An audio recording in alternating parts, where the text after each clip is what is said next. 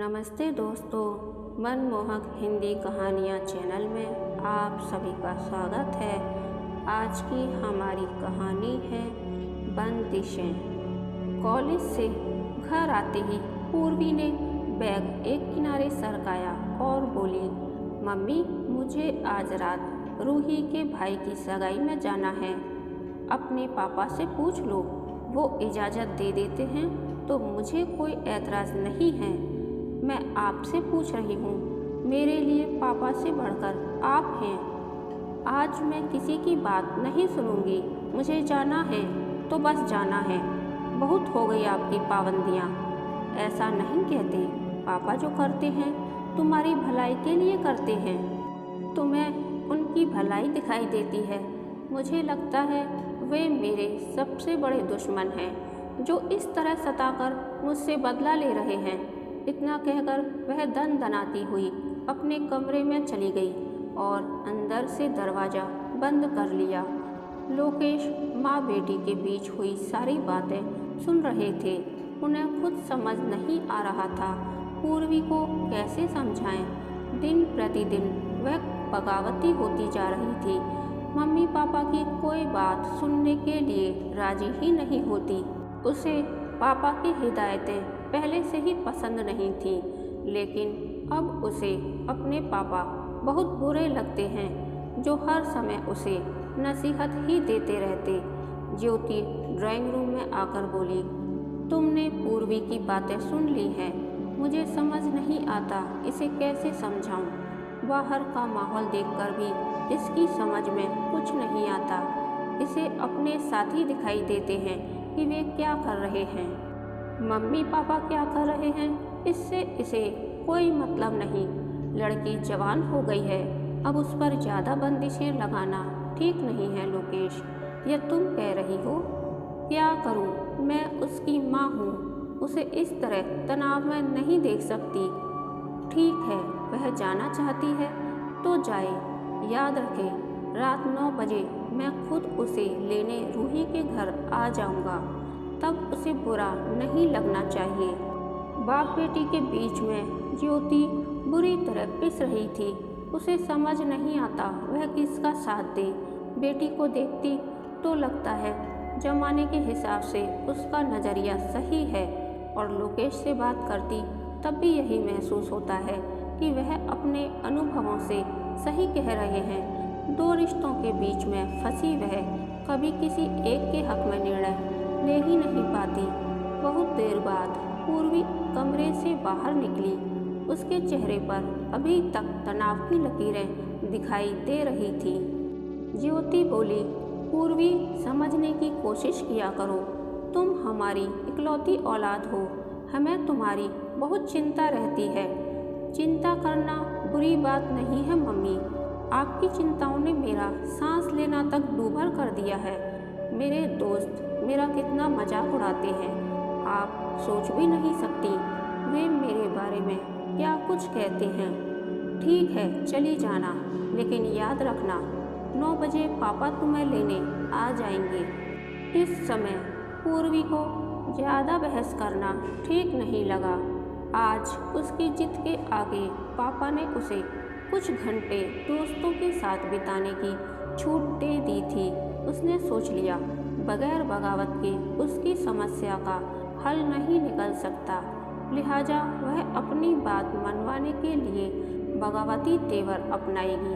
शाम को सबसे पहले पूर्वी को आया देख रूही बोली, तुम इस समय यहाँ क्यों? क्या हो गया? मैं नहीं आ सकती? क्यों नहीं आ सकती हो? लेकिन पहली बार तुम्हें शाम के समय घर से बाहर देख रही हूँ। हम तो यार दोस्तों के साथ देर रात तक मौज मस्ती करते हैं। एक तुम हो जो अंधेरा होते ही घर में छुप कर बैठ जाती हो। अब ताने बंद भी कर दे। मैं यहाँ मस्ती करने आई हूँ, ना कि तेरी जली कटी बातें सुनने के लिए। कुछ ही देर में उनके और दोस्त वहाँ पहुँच गए। सबने फंक्शन का खूब लुत्फ उठाया। पूर्वी की नज़र घड़ी पर लगी हुई थी। जैसे ही वह चलने को तैयार हुई, सार्थक बोला, मैं तुम्हें छोड़ देता हूँ। नहीं यार, कहीं पापा ने देख लिया तो कयामत आ जाएगी। इतनी रात को अकेले कैसे जाऊंगी? अकेले कहाँ, मेरे पापा बाहर खड़े मेरा इंतजार कर रहे होंगे, बोलकर वह खुद ही हंस दी। इससे ज़्यादा सार्थक के पास उससे पूछने के लिए कुछ भी न था। वह उसका सबसे अच्छा दोस्त था। वे दोनों कई सालों से एक दूसरे को जानते थे और अब उनकी दोस्ती प्यार में बदलने लगी थी। सार्थक यह बात उससे कई बार कह चुका था, लेकिन पूर्वी ने अभी तक अपनी ओर से इजहार नहीं किया था। वह पापा से डरती थी कि वे इस रिश्ते के लिए कभी राजी नहीं होंगे। गेट के सामने दूसरी ओर लोकेश पूर्वी का इंतजार कर रहे थे। उसने सार्थक को अपने साथ बाहर आने से मना कर दिया था। गाड़ी देखकर वह उस ओर बढ़ गई। पापा ने पूछा, कैसा रहा आज का फंक्शन? बहुत अच्छा, पहली बार इतनी देर तक घर से बाहर दोस्तों के साथ समय बिताने का मौका मिला। अच्छी बात है, कहकर लोकेश ने बात खत्म कर दी। रास्ते भर दोनों ने कोई बात नहीं की। पूर्वी आज अपनी बात मनवाकर बहुत खुश थी। वह सोच रही थी कि पापा चाहते तो इंटर करने के बाद उसे किसी अच्छे कॉलेज में घर से बाहर पढ़ने के लिए भेज सकते थे, लेकिन उन्होंने उसे बीएससी करने के लिए मजबूर किया। उसने कहा भी, पापा मैं इंजीनियरिंग करना चाहती हूँ। लड़कियों के लिए सबसे अच्छी टीचिंग लाइन होती है। मैं चाहता हूँ तुम एमएससी करके पीएचडी करो और किसी यूनिवर्सिटी में पढ़ाओ। तुम्हारे भविष्य के लिए यही अच्छा रहेगा।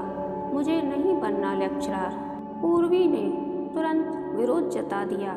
इस पर भी लोकेश अपनी बात से जरा नहीं हटे और बोले, मैं तुम्हें किसी भी कीमत पर पढ़ने के लिए बाहर नहीं भेजूंगा। मेरी बात कान खोलकर सुन लो। पूर्वी कुछ दिन तक पापा से बहुत नाराज रही। उसे मजबूरी में यहाँ बीएससी करनी पड़ी। इस समय वह फाइनल ईयर में थी। कई बार उसका जी करता वह पढ़ाई लिखाई सब कुछ छोड़कर किसी के साथ यहाँ से भाग जाए और पापा के चंगुल से हमेशा के लिए मुक्त हो जाए, पर वह इतना साहस कभी नहीं जुटा पाई।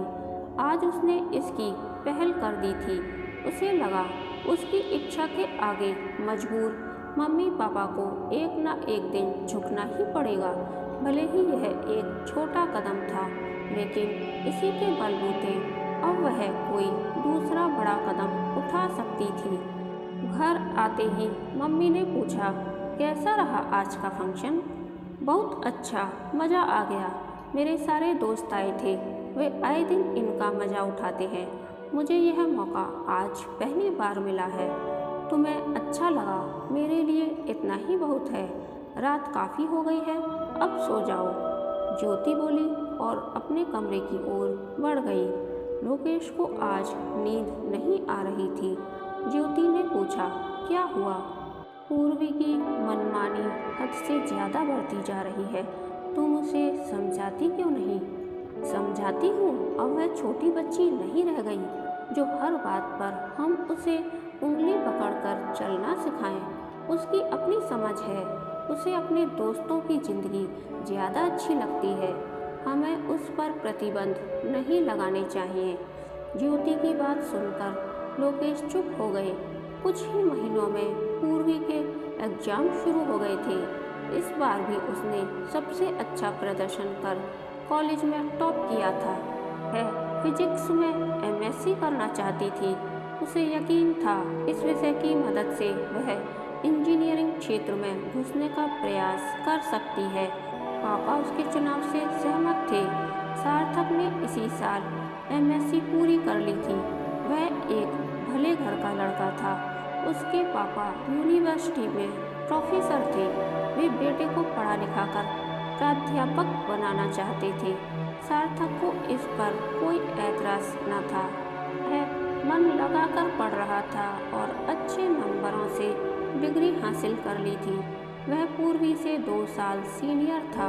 पूर्वी ने सोच लिया वह बहुत जल्दी बगावत करके पापा को इस बारे में सब कुछ बता देगी और वह उसे छोटे समारोह में जाने से नहीं रोकते थे, लेकिन रात में उसे घर से बाहर रहने की इजाज़त अभी भी न थी।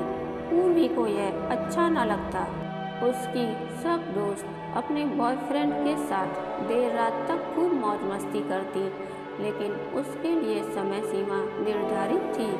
फाइनल ईयर में पहुंचते ही पूर्वी ने सार्थक से शादी करने का मन बना लिया। अपने मम्मी पापा की बंदिशों में उसे और नहीं रहना था। वह जिंदगी को अपने ढंग से जीना चाहती थी। एक दिन वह 10 बजे रात अपनी सहपाठी रिचा की बर्थडे पार्टी से घर लौट रही थी। सार्थक उसे बाहर तक छोड़ने चला आया। जानबूझकर पूर्वी ने इस समय उसे साथ आने से नहीं रोका। वह आज अपनी मंशा पापा को जतला देना चाहती थी। गाड़ी में बैठते हुए पापा ने पूछा, वह लड़का कौन था जो तुम्हें बाहर छोड़ने आया था? सार्थक, मेरा दोस्त है पापा। वह बहुत अच्छा लड़का है। तुमने लड़कों से भी दोस्ती कर ली? वैसे दोस्ती करना कोई बुरी बात नहीं है। नए ज़माने में क्या लड़के और क्या लड़कियां, जिससे विचार मिल जाए वही दोस्त बन जाता है। आगे क्या विचार है? पापा ने पूछा। उसे समझ ही नहीं आया क्या जवाब दे। वह सोच रही थी, यह सुनकर पापा आग बबूला हो जाएंगे और उसका घर से निकलना तक बंद कर देंगे। पढ़ाई पूरी करते ही हम शादी कर लेंगे। तुम चाहो तो उससे अभी शादी कर सकती हो, लोकेश बोले। तो पूर्वी का मुंह खुला का खुला रह गया। पापा से वह ऐसे अप्रत्याशित व्यवहार की सपने में भी उम्मीद नहीं कर सकती थी। उन्होंने इससे आगे कुछ नहीं कहा, न ही इस बारे में मम्मी से कोई बात की। उसे कुछ समझ नहीं आ रहा था वह अब क्या करे। उसने शादी के बारे में सार्थक से अभी बात तक नहीं की थी। अगले दिन उसने सार्थक को सारी बात बता दी और बोली, तुम क्या चाहते हो बता दो। पूर्वी, मैं तुमसे शादी करना चाहता हूँ। फिर शुभ काम में देरी कैसी? हम इम्तिहानों का इंतज़ार क्यों करें? तुम चाहो तो हमारी शादी बहुत जल्दी हो सकती है। तुम्हारे पापा मान गए? हाँ, तुम्हें मेरी बात पर यकीन नहीं आ रहा। तुम भी अपने मम्मी पापा से बात कर लो। अगर वे तैयार हैं तो यह शादी इसी महीने हो सकती है। सार्थक के पापा चाहते थे कि लड़का पहले पीएचडी करके लेक्चरर बन जाए, उसके बाद शादी के बारे में सोचे, लेकिन उसकी जिद के आगे वे मजबूर हो गए थे। ज्योति ने सुना तो वह परेशान हो गई। तुम सच में पूर्वी की शादी सार्थक से करने के लिए राजी हो? हाँ, तुम जान रही हो वह हमारी बंदिशों से छूटना चाहती है। मुझे अब उसे आज़ाद करना ही ठीक लग रहा है। दोनों परिवारों की रजामंदी से सार्थक और पूर्वी की महीने भर के अंदर शादी हो गई। पूर्वी खुशी खुशी ससुराल चली गई। विदाई के समय उसकी आंखों में आंसू तक न थे। पूर्वी को लगा जैसे वह आसमान में एक खुले पंछी की तरह उड़ रही हो, जहां उसे रोकने टोकने वाला कोई नहीं था। उसने सपने में भी नहीं सोचा था कि पापा उसके पसंद के लड़के से इतनी जल्दी उसकी शादी करा देंगे। यह तो चमत्कार ही हो गया था। वह इसे अपनी बगावत का परिणाम समझ रही थी। पूर्वी को ससुराल में कोई परेशानी नहीं थी। सास ससुर बहुत प्यार करने वाले थे। अपने पापा की बंदिशों से छूटकर पूर्वी यहाँ अपने आप को बहुत हल्का महसूस कर रही थी। एक दिन पूर्वी सुबह उठकर पापा जी के लिए चाय लेकर गई तो वे बोले, तुम्हारे मम्मी पापा ने तुम्हें बहुत अच्छे संस्कार दिए हैं। हमारी किस्मत अच्छी थी जो हमें इतनी अच्छी बहू मिली। उनके मुंह से अपनी तारीफ सुनकर पूर्वी को बहुत अच्छा लगा। तुम्हें यहाँ कोई परेशानी तो नहीं? नहीं मम्मी जी, मैं यहाँ बहुत खुश हूँ। पूर्वी वहाँ से सीधे अपने कमरे में आई और बोली, यहाँ आकर मुझे बहुत अच्छा लग रहा है सार्थक। सच में पापा जी कितने अच्छे हैं, मेरा बहुत ख्याल रखते हैं। एक मेरे पापा हैं जो तुम्हारे पापा भी बहुत अच्छे हैं, तुम्हें उनके बारे में ऐसा नहीं सोचना चाहिए। सार्थक उसे बीच में टोकते हुए बोला, तुम उन्हें जानती ही कितना हो जो उनकी तरफदारी कर रहे हो। मैंने उनके साथ जो भुगता है वह मैं ही जानती हूँ। मैंने उन्हें जितना जाना है उसे देखकर कह सकता हूँ वह एक बेमिसाल पापा हैं, केयरिंग और दूसरों की इच्छा का सम्मान करने वाले। मैं कहना नहीं चाहता था, लेकिन तुम मुझे मजबूर कर रही हो। वे तुम्हारी इतनी केयर करते थे कि उनके पास तुम्हारे सारे दोस्तों की पूरी कुंडली थी। यह क्या कह रहे हो? मैं सच कह रहा हूँ। पापा जी को पता था तुम मुझसे प्यार करती हो। उन्होंने मेरी कुंडली भी अच्छी तरह छान ली थी, यहाँ तक कि वे एडमिशन के बहाने पापा से भी कॉलेज में मिलने गए थे। पूरी तरह संतुष्ट होने के बाद उन्हें तुम्हारी मेरी दोस्ती पर कोई ऐतराज़ नहीं था, तभी वे इतनी जल्दी शादी के लिए तैयार हो गई। तो और क्या जानते हो तुम उनके बारे में? कहूँगा तो तुम्हें लगेगा मैंने तुम्हें यह सब पहले क्यों नहीं बताया। यह सच है कि कुछ साल पहले उनके सीनियर राघव की बहन के साथ कुछ दोस्तों ने कोल्ड ड्रिंक में नशा मिलाकर उसके साथ हैवानियत की। उसके बाद उसे मारकर जंगल में फेंक दिया। इस घटना से वे बहुत डर गए और तुम्हें लेकर सचेत रहने लगे। वे बहुत जिम्मेदार और केयरिंग पापा हैं। तुम उनके बारे में बहुत गलत सोचती हो। उन्होंने यह बात मुझे क्यों नहीं बताई? तुम उनकी बात पर कभी यकीन नहीं करती। तुम सोचती वे तुम्हें झूठी कहानी सुना रहे हैं। कोई भी माँ बाप अपने बच्चों का बुरा नहीं चाहते। उनकी दिली इच्छा रहती है कि उनके बच्चे हमेशा खुश रहें और शादी के बाद दोनों घरों का मान भी रखें। सार्थक की बात सुनकर पूर्वी चुप हो गई। आज उसे पापा के लिए कहे शब्दों पर बड़ा खेद हो रहा था। वह अपने पापा के लिए क्या कुछ नहीं कहती थी। वे चुपचाप सुनते रहते थे, कभी प्रतिकार नहीं करते थे। इस पर भी वे उसे घर से बाहर रहने की ढील नहीं देते थे। शायद यह उनकी सजगता का परिणाम था कि आज वह इतने अच्छे घर की बहू बनकर खुशहाल जिंदगी जी रही थी। पूर्वी का जी चाहा अभी पापा से मिलने चली जाए, लेकिन झिझक के कारण चुप रही। सार्थक उसकी मनोदशा को भांप रहा था। वह बोला, अच्छी शुरुआत में देरी नहीं करनी चाहिए पूर्वी। तुम चाहो तो उनसे फ़ोन पर बात कर सकती हो। उसने मम्मी को फ़ोन मिलाया। थोड़ी देर बात करके वह बोली, पापा कहाँ हैं? ड्राइंग रूम में टीवी देख रहे हैं। बात करोगी उनसे?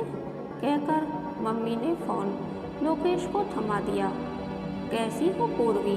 पापा बोले तो बदले में उन्हें पूर्वी की सिसकियों के साथ इतना ही सुनाई दिया, आई मिस यू पापा। उधर से भी रुंधे गले से पापा की आवाज़ आई, हमेशा खुश रहना बेटी, हमें तुम्हारी बहुत याद आती है।